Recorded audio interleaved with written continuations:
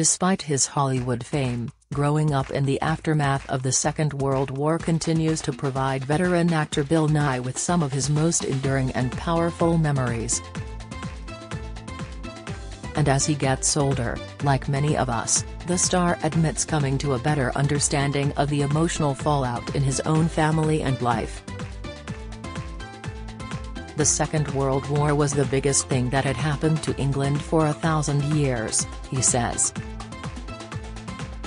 Anyone of my age and generation has had some family member who was involved in it. My father was in the RAF and my mother worked on the buses during the blackouts and the bombing. It now occurs to me that I grew up living with two people who had survived something very brutal and terrifying where you didn't actually know who was going to wake up the next morning. Any day could quite possibly be your last, and you didn't even know which part of the city would be still standing tomorrow. And that had gone on for 5 years and they were only a few years out of that. The atmosphere in our house, I now realize, was one of people recovering. Britain had taken a bashing during the war, as did Germany, as did Japan. I didn't realize it at the time, but the place I grew up in was a melancholy place, and in many ways we were quite isolated. This austerity-plagued era provides the backdrop for Nighy's new film, Living. Set in 1953, he plays an aging civil servant, the emotionally repressed and uptight Mr. Williams, who has just received a terminal medical prognosis ahead of his retirement. The stuffy bureaucrat from the joyless post-war London County Council Planning Department decides the gloomy diagnosis, stomach cancer, with 12 months to live, marks a new beginning for his life and, for the first time, allows himself to engage with it fully. Facing his mortality, he realizes he might still achieve one thing, forcing officials to build the modest children's playground mothers have been petitioning for, and which he and his colleagues have been barring with bureaucratic inertia. Throw in an infatuation with a flirtatious younger colleague, Margaret, played by Emalu Wood, 27, and the film, scripted by Booker Prize-winning novelist Kazuo Ishiguro, is already enjoying rave reviews. I see him as a heroic figure, says Nighy of his character. I know if you went to a psychiatrist today they would say has a complete and utter repressed mess. But I'm drawn to that, probably as a repressed mess myself. But I do also think Terry's also a kind of heroism there. And this is particularly interesting if you put it into the context of society, where the things he exhibits, the stoicism, the decency, the determination to conduct himself well and without too much noise, these are qualities that are so rarely expressed in our leadership, the men who get elected, or make $1 million, or run the world. Men like this one are not the men who rise to the top. But there are millions of people like that, who have straightforward lives and try to behave decently. And for me, it was rich pickings to play a straightforward man, for option. He adds that Mr. Williams is what can only be described as a particularly English sort of character. I'm fascinated by what's called Englishness, that kind of reserve, that modesty of behavior, that reticence. I'm sure other cultures have the equivalent, but for me, it's often associated with Englishness. My father was that kind of character. And obviously, I'm an Englishman myself.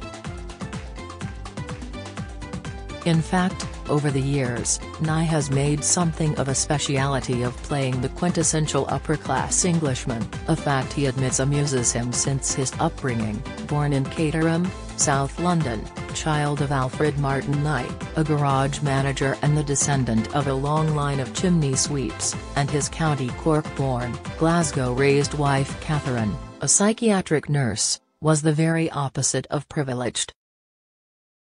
I didn't get any training, he remarks mildly of his upper-class tones. I don't think there is any training available. In terms of my own voice, I just don't know. My mother was Glaswegian and spoke with a Scottish accent, and my father was English, and I don't know how I arrived at it. I suppose it's just what happened. Oddly, it was not one of what he calls his knobby top characters that shot him to worldwide fame, but Billy Mack, the dissolute rocker of Love Actually. In real life, however, he is no more dissolute than he is posh. Separated for 14 years from his long-term partner, actress Diana Quick, he lives quietly alone. Having given up both alcohol and smoking many years ago, says that his worst vice these days is an ordinary cup of tea, the stronger the better. I am addicted to Yorkshire tea, he admits. I used to have 2 tea bags in a cup, but I've now got it down to 1, although I still leave the bag in, Terry's no taking it out or anything. My grandmother used to say that with a good cup of tea you could stand the spoon up in it and it wouldn't waver. She used to call it Connemara tea, and if you weren't used to it you'd be really wired because it's like a double espresso. No other tea hits the spot for me, and I carry it with me wherever I go, even to India, although it's completely bonkers to take tea to India. But I do, that and Marmite. You've just got to have it. At 72, Nighy says he is no longer looking for romance. When I was a 20-year-old boy, I was catastrophic in that area. I was a spectacular failure, quite useless. I actually used to get pains in my legs because I found it so difficult to talk to girls. I made very hard work of being young, and I found it almost impossible to think of myself in positive terms in that way. It was agonizing, as I think it is for a lot of young men. But these days I don't get out much and Terry's no one there, so it's much simpler. He remains close to his daughter, actor-director Mary Nighy, whose film, Alice, Darling, opened at the Toronto Film Festival a few weeks ago. It's a great honor to be involved in the raising of a young woman, he once told me. It's the most serious responsibility you're ever given, and it's also the thing that threatens you the most because you fear any harm coming to them. It's the thing that can hurt you the most and that also can bring you the most pleasure.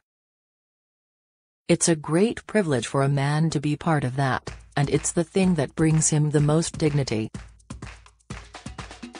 After Living, he has several projects in the bag for the future. The next few months alone will bring a soccer movie, The Beautiful Game, on Netflix, and a new film adaptation of Joanna Spyris' beloved children's classic book, Heidi, in which he plays Heidi's grandfather. Nevertheless, he insists that at heart he is an idle man. I am speaking as someone who procrastinates at an Olympic level and gets a reverse toxic kick out of not doing things, he smiles. In my generation, I come from a culture of not doing things. When I was young, we used to pride ourselves on doing absolutely nothing, and squandering as much time as we possibly could, and it becomes a terrible appetite. On the other hand, he admits, the theme of living could not help but provide something of an awakening. It certainly got my attention in a big way. I have determined that my latest resolution is not to waste a minute. I have good days and bad days about this, but my new resolve is not to wait until I've got 10 minutes to live before I start making some waves. It looks like he started some time ago.